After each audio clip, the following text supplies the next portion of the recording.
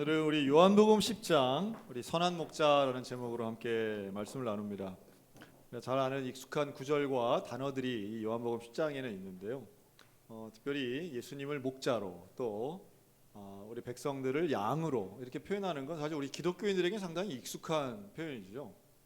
그래서 이제 우리가 오해하는 것 몇 가지가 있는데 우리는 사실 양의 문화권이 아니잖아요. 우리는 개나 소, 고양이는 좀 자주 봐도 양을 그렇게 자주 보지는 않습니다. 그래서 우리는 그냥 그림으로 사진으로 많이 보기 때문에 양에 대한 오해가 뭐가 있냐면 양은 순하다, 양은 착하다, 양은 깨끗하다, 이런 착각을 좀 하는 거죠. 여러분 야생 동물 중에 깨끗한 게 있겠습니까? 그런 건 없습니다. 그런 동물은 없어요. 나름 상대적으로 좀 깔끔하다는 건 있을 수 있어도 깨끗한 동물이 어디 있겠습니까? 그런 건 없고요.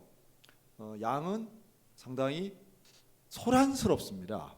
양이 얼마나 시끄러운가를 알려면 대관령 양떼 목장 가면 알 수 있어요. 양이 얼마나 소리를 많이 내는지 몰라요. 또 양은 그렇게 온순한 동물이 아닙니다. 양은 그런데도 불구하고 양은 또 혼자 독단적으로 사냥하고 좀 다르죠. 우리가 생각하는 이 털을 얻으려고 하는 목양하는 그 흰털 있는 그 양하고 산을 막 뛰어다니는 흑염소 같은 그 양하고 조금 달라요. 그러니 크게 봐도 이 양은 사실 다루기 좀 어려운 존재죠. 그리고 서로 간에는 사실 협력하기보다는 서로 들이받는 이런 양과 염소를 굳이 구분해서 설명하시는 분들도 있는데요.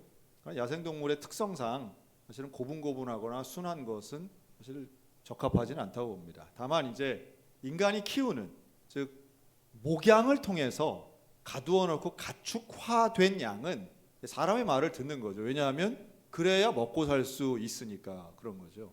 자신의 안전을 위해서 또 매일의 어떤 먹이를 주고 물을 공급하는 이 목자의 말을 듣는 것은 이미 이제 가축화된 어떤 양들의 특성이라고 봐야 되겠죠.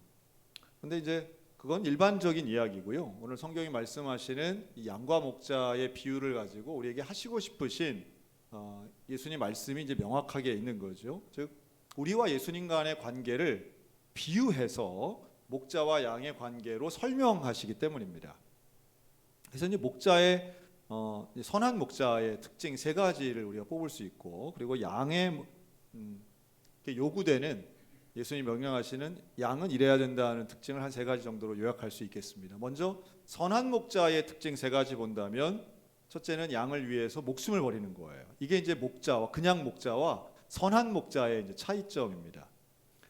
그냥 목자는 뭐가 있냐면 사꾼 목자가 있는 거죠. 그리고 예수님보다 원조는 강도, 도적 이런 것들도 단어가 등장합니다. 근데 선한 목자는 누가 뭐라 해도 양을 위해 목숨을 바친다는 거예요. 자, 우리가 한번 생각해 볼까요? 사람 목숨이 더 가치가 있습니까? 동물의 목숨이 더 가치가 있습니까? 우리는 사람을 위해서 동물을 죽이나요? 동물을 위해서 사람이 죽나요? 그렇잖아요? 좀 이상하죠? 이제 우리가 그 어떤 목자의 가치, 선한 목자는 그래 양을 돌본다, 이것까지는 양해할 수 있는데 양을 위해서 죽는다? 좀 이상하잖아요? 여러분 어떤 목자가 양을 위해서 죽습니까?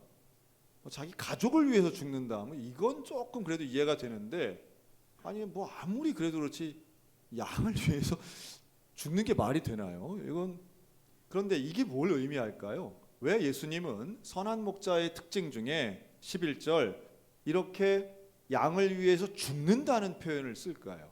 왜냐하면 예수님이 그렇게 하셨기 때문이죠. 어떤 목자도 양을 사랑하긴 하지만 목숨 걸고 양을 지키기는 하지만 양을 위해 죽는 목자는 없어요. 그런데 예수님만이 이게 가능한 거죠. 그게 뭔가요? 십자가의 대속의 죽음을 의미하는 겁니다. 양을 위해 돌아가셔 죽는다. 선한 목자는 양을 위해 죽음을 선택한다는 건 십자가를 지신 것을 의미하는 거예요. 그러니 우리가 이제 사실은 목회와 목양을 위해서 우리가 이 개념을 차용하긴 해요. 여러분 우리 교회의 목자는 누구예요? 목사님을 목자로 이렇게 인정을 많이들 하죠. 근데 저는 여러분을 위해서 죽을 수 있을까요? 그 안 한다고 해도 좀 이상하고 한다고 해도 안 믿을 것 같고 또 뭐 그렇게까지 뭐 우리가 뭐 기가 막힌 뭐 그런 일이 있는 것도 아닌데 여러분 이것도 이제 오해하시면 안 되는 게 우리가 일반적인 설교와 목양을 위해서 목자와 양의 관계를 이제 차용을 해서 설명을 하곤 하지만 이 본문에 나오는 이 선한 목자는요 오늘날 교회 목사님이 될 수 없습니다. 우리에게 목자는 오직 한 분이 선한 목자는 오직 한 분 예수 그리스도만이 우리의 목자 되시는 줄로 믿으시기 바랍니다. 그러면 예를 들면 저는 뭐가 될까요? 목자가 예수님이면 저는 뭐예요? 목사님들은 뭐예요? 목자 중에 뭐 부하 목자인가요? 그러니까 저도 양이죠. 저도 양이에요. 저도 예수님을 따라가는 양이 돼야 됩니다. 다만 양은 양인데 좀 더 정확하게 얘기한다면 저는 맨 앞에 서 있는 양 정도로 볼 수 있겠죠. 목자는 예수님이시고 예수님 따라가야 되는 겁니다. 이건 뭐 바꿀 수 없어요. 근데 맨 앞에 있다고 해서 양이 목자 흉내내고 날 따라와라 하고서는 이끌고 목자하고 다른 방향으로 가면 큰일 나는 겁니다. 이제 교회를 위해서는 맨 앞에 서 있는 대표 양의 역할 중요하죠. 또 근데 이제 이 양을 위해서 목숨을 버리는 십자가의 희생, 17절에 나오는 말씀과 연결되는데요. 예수님이 이렇게 선한 목자는 양을 위해 목숨을 버린다는 말씀은 17절 다시 얻기 위함이라고 말씀해요. 생명을 얻기 위해서 생명을 버리는 거죠. 많은 사람의 생명을 얻게 하려고 예수님은 생명을 버리는 겁니다. 양 한 마리를 살리려고가 아니라 양 전체를 살리기 위해서 예수님은 생명을 버리신 거예요. 인류 전체를 구원하기 위해서 십자가에 달리신 예수 그리스도는 저와 여러분의 선한 목자인 줄로 믿습니다. 두 번째는 첫 번째는 양을 위해 목숨을 버리는 거고요. 두 번째는 14절 선한 목자는 그 양을 아는 거죠. 그 양을 알아요. 그 양을 아는데 양의 뭐 존재 정도를 아는 게 아니라 양의 속속들이 모든 것을 아는 거죠. 그리고 그 이름을 알아요. 이름을 부르고 그 양의 개별적인 전체로도 알지만 개별적으로도 아는 특별한 관계를 말씀합니다. 이 관계를 15절에는 뭐랑 비교하느냐 하면 아버지께서 나를 아시고 내가 아버지를 아는 것 같으니 나는 양을 위하여 목숨을 버리노라. 즉 아버지와 하나님 아버지와 예수 그리스도의 관계처럼 양과 목자의 관계가 서로 간에 아는 관계라는 거예요. 그러니까 이스라엘의 목자들이 그런 거죠. 이렇게 양을 100마리가 있다고 해도 목자는 그 100마리의 이름을 다 개별적으로 안다는 거예요. 이게 조금 차이가 있는 거죠. 잡아 먹으려고 하는 양계장에 있는 닭을 우리가 이름을 붙이지 않습니다. 양계장에 있는 닭을 그걸 키우는 분들이 하나하나 닭 이름을 부르나요? 그러지 않아요. 이름이 없습니다. 그러나 양을 키우는 목자는 선한 목자는 그 하나하나의 이름을 안다는 거예요. 3개월마다 출하돼서 도축시키는 양과 그 닭과 여기서 키우는 몇 년을 함께 있으면서 끌고 다니면서 풀을 먹이고 물을 마시게 하는 그 목자와 양의 관계가 특별하다는 것을 지금 강조하시는 거예요. 그러니 그 양 하나하나의 개별적 존재를 아는 그 예수님처럼 그 선한 목자처럼 예수님이 우리를 아신다는 거죠. 우리의 상황을 아시고 우리의 사정을 아시는 그 선한 목자 되신 예수님. 그 예수님이 16절 양을 인도한다라고 하는 겁니다. 그러니까 목자의 특징은 첫째는 양을 위해 목숨을 버리고 둘째는 그 양을 하나하나 알면서 셋째는 그 양을 이끄는데요. 어디로 이끌어요? 생명으로 이끕니다. 요한복음 10장 10절 도둑이 오는 것은 도둑질하고 죽이고 멸망시키려는 것뿐이요 내가 온 것은 양으로 생명을 얻게 하고 어떻게 얻어요? 더 풍성히 얻게 하려는 것이라. 예수님이 오신 것은 양으로 생명을 풍성히 얻게 하려고 오신 겁니다. 목자 되신 예수님이 선한 목자로서 양들을 이끄는 방향은 생명으로 이끄는 것이죠. 살리려고 이끄는 것이고 더 풍성한 생명으로 이끄십니다. 그러니 예수님 따라가면 우리에게는 더 풍성한 생명이 있게 될 줄로 믿습니다. 하지만 강도를 따라갔다가는 이게 이제 강도와 삭군이 좀 다르긴 하지만 삭군은 위험이 왔을 때 도망가는 가짜 목자고요. 강도는 양을 죽이려고 하는 이 죄를 짓는 거죠. 상당히 그 슬픈 소식이지만 어제 대전 서구에 있는 한 초등학교에서 일어난 일은 정말 끔찍한 일이었어요. 최근에 일어난 사고들 중에 가장 좀 충격적인 일인 거죠. 초등학교 1학년 어린이가 학교에서 그것도 교사에게 흉기에 찔려 죽었다. 그건 상당히 끔찍한 일인데 그것도 아무런 서로 간에 모르는 관계인데 학교에 있는 선생님이고 학생이긴 하지만 뭐 임시직 교사였고 뭐 돌봄 교실 교사였고 뭐 이러지만 서로 모르는 관계인데 정신적인 문제가 있는 이 교사가 우울증 병력 쪽에 이렇게 자기 자살의 충동 가지고 아이를 아직 뭐 정확하게 다 밝혀진 것 같지는 않아요. 그런데 확실한 사실만 놓고 본다면 마지막에 남아서 이제 집으로 하교하는 그 어린이를 붙잡아서 책을 줄 테니까 와라 하고 따라가게 했다는 거 아니겠어요? 참 그런 거 보면 강도를 만나는 강도 같은 사건 목자 또 강도 같은 이런 가짜 목자를 만났을 때에 당하는 일들은 참 비참하고 참 끔찍하다. 이단도 비슷한 것이고요. 거짓 교사들을 통해서 진리인 척하고 전파되는 것에 얼마나 많은 사람들이 현혹되고 넘어가는지 참 슬픈 일들이 일어나는 거죠. 사건과 사고 뒤에는 항상 거짓말이 있고 그 거짓말 뒤에는 뭐 욕구를 해소한다든지 자신의 불만을 표시한다든지 이러한 폭력 성향을 통해서 자기의 짜증을 푼다든지 이런 참 어이없는 이유들이 있는 걸 보면서 참 세상이 무섭기도 하고 생명의 소중함이 이렇게 무시당하는 현실 참 안타깝다는 생각이 듭니다. 그럴수록 우리는 분별해야 되고 깨어 있어야 되겠죠. 또 지금같이 이런 진영 논리에 완전히 대한민국이 지금 두 쪽이 난 것처럼 보여지는 이럴 때일수록 우리는 더욱 깨어 있어야만 합니다. 마치 어느 한쪽은 진리고 어느 한쪽은 사단의 논리다 이런 식의 생각은 얼마나 위험한 것인지 몰라요. 여러분 사람이 많다고 꼭 진리가 아니고요. 또 정치 논리가 진리가 될 수 없습니다. 여러분 정치가 어떻게 진리가 될 수 있겠습니까? 복음이 진리입니다. 만약 정치가 진리가 될 수 있다면 예수님은 십자가 지지 않고 정치인이 되셨을 거예요. 예수님이 골고다 언덕 안 가고 광장으로 가셨을 거라는 거예요. 그러나 예수님은 광장 가지 않으십니다.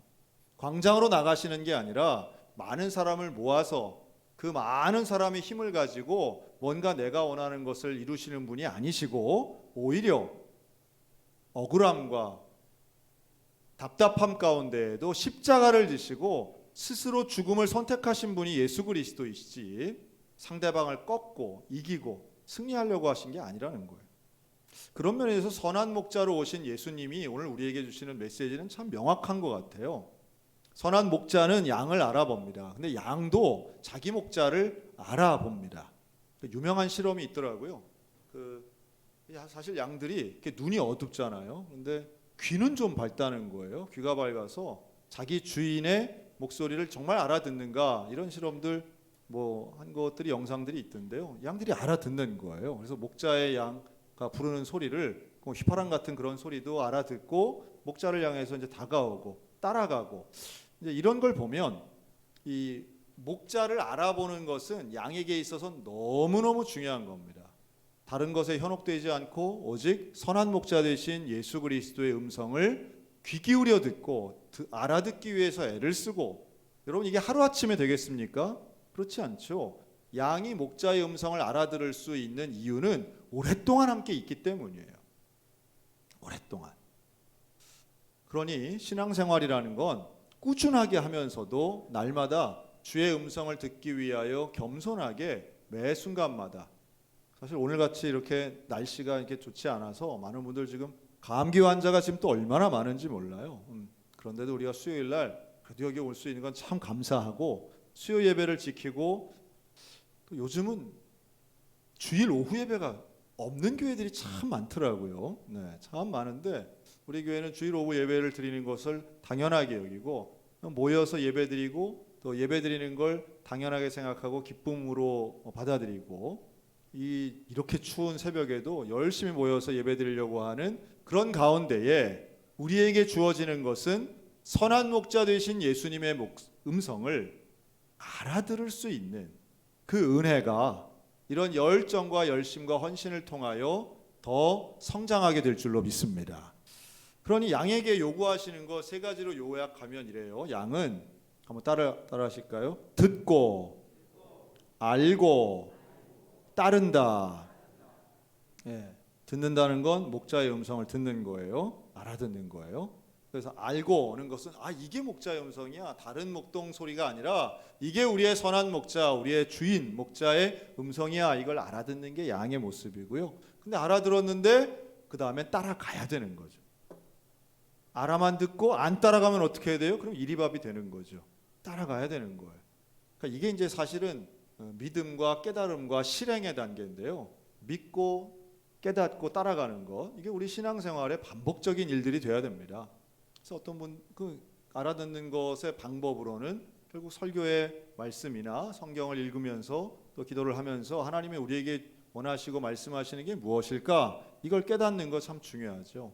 선교의 현장을 가기도 하고 내 직장에서 정직하게 살고 그리스도인답게 살고 또 가정 안에서 정말 아름다운 서로를 존귀하게 여기는 관계를 가지고 에베소, 빌립보서, 지금 요즘 우리 새벽에 보고 있는 데살로니가서를 통해서도 마찬가지인데요. 정말 가족을 존귀하게 여길 줄 아는 그런 그리스도인들, 우리가 무슨 거대 담론, 전 세계를 품고 전 민족을 선교하는 거대 담론도 중요하겠지만 오늘 내가 만나는 한 사람, 오늘 나와 함께하고 있는 내 옆 사람, 내가 매일마다 보는 내 가족을 대할 때에 예수님의 말씀을 마음에 새기고 사랑으로 대하고 헌신하고 대하는 이런 게 얼마나 소중한 일인지 몰라요. 그런 가운데에 주님 말씀하시는 귀한 진리의 음성을 분별할 수 있고 실행할 수 있는 것입니다. 그냥 매일 입만 열면 미워하고 원망하고 그냥 저주하고 그런 나만 옳고 남은 다 틀리고 이런 식의 접근이라면 이건 참 불행한 거죠. 참 어려운 일이라고 생각이 듭니다.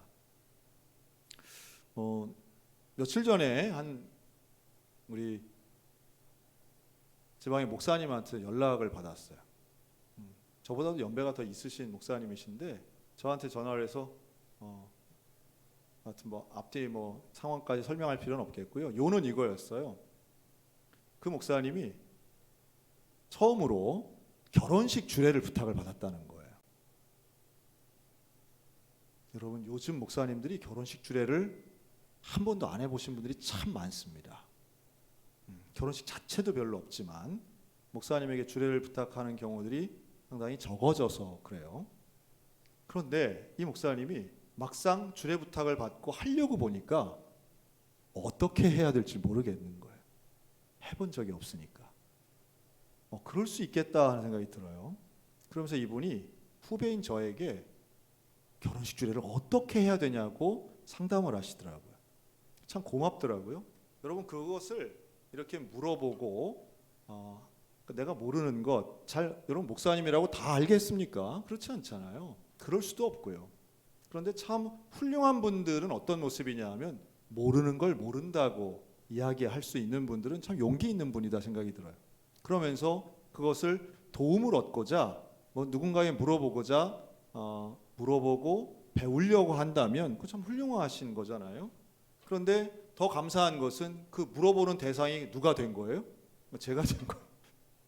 제가 뭐라고 저한테 그걸 물어보시더라고요. 왜 저한테 연락하셨어요? 그랬더니 제가 자기한테 들은 얘기가 있다는 거예요. 그러면서 목사님 이렇게 주례를 잘 하신다는 얘기를 듣고 좀 도움을, 제가 잘하긴 뭘 잘합니까? 그냥 결혼해 주는 게 고맙고 신랑 신부가 감사하고 그런 거잖아요. 그리고 어떻게든 좀 축복의 말로, 그리고 둘이 결혼식 자체가 중요한 게 아니라 정말 좋은 가정을 만드는 것을, 그리고 그를 위해서는 신랑 신부를 좀 잘 알아야지 하나도 모르는 사람 주례를 어떻게 하겠습니까? 이제 제가 몇 가지 좀 조언을 드리고 전화로 이렇게 말씀을 드렸어요. 그랬더니 감사하다고 하고 끊었는데 그때 제가 느낀 게 그거예요.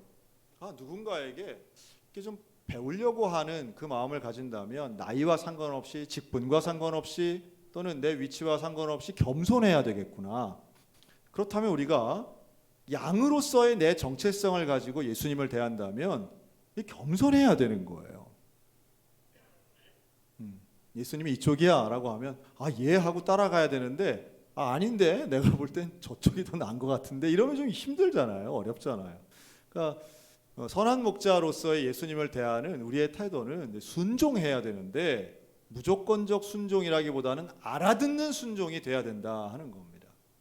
여러분, 이 요한복음 10장에도 보면요, 예수님이 이런 말씀, 내가 선한 목자야, 나는 양의 문이야, 이렇게 말씀하시는데 이 말씀을 듣고 사람들이 뭐라고 수군거리냐 하면 도대체 19절이죠. 이 말씀을 통해서 유대인들 중에 다시 분쟁이 일어납니다. 그리고 20절 많은 사람이 말하되 그가 귀신 들려 미쳤다 이렇게 말해요. 예수님이 하는 말씀을 듣고 순종하기는커녕 수용하기는커녕 예수를 미쳤다고 비난합니다.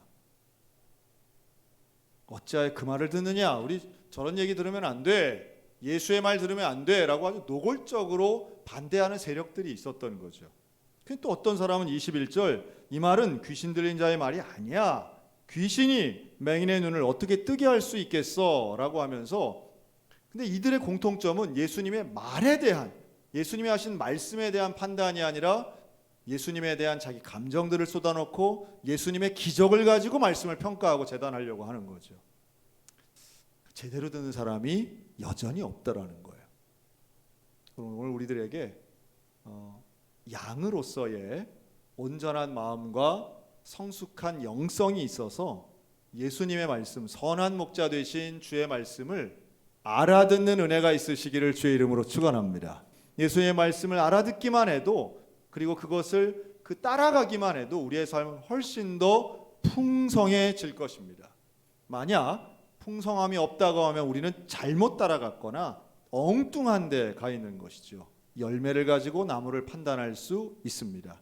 착각하거나 교만하여서 거부하지 마시고 예수님 말씀 가운데 온전히 수용하고 순종하는 놀라운 은혜가 있으셨으면 좋겠습니다. 당연히 이웃을 사랑하는 것 예수님이 원하시는 거죠. 당연히 복음을 전하는 것 주님이 원하시는 것입니다. 당연히 손해가 오더라도 정직한 것 주님이 원하시는 겁니다. 하나님의 뜻을 우리 모르지 않아요. 그런데 왠지 나에게 손해가 올 것 같고 위험할 것 같고 내 이득이 사라질 것 같으니까 뻔한 분명한 하나님의 뜻을 거절하거나 못 들은 척하거나 피하는 것이죠. 십자가를 지시고 나를 위해 대신 죽어주신 그 선한 목자 되신 예수님의 말씀에 날마다 귀를 기울이며 사랑과 희락과 평안과 인내와 자비 양선과 충성 온유 절제의 성령의 열매를 맺으며 하나님 앞에 우리의 성품을 통해 영광 돌리고 인생을 통해 헌신하는 우리 모두가 다 되시기를 주님의 이름으로 축원합니다. 아멘. 기도하겠습니다.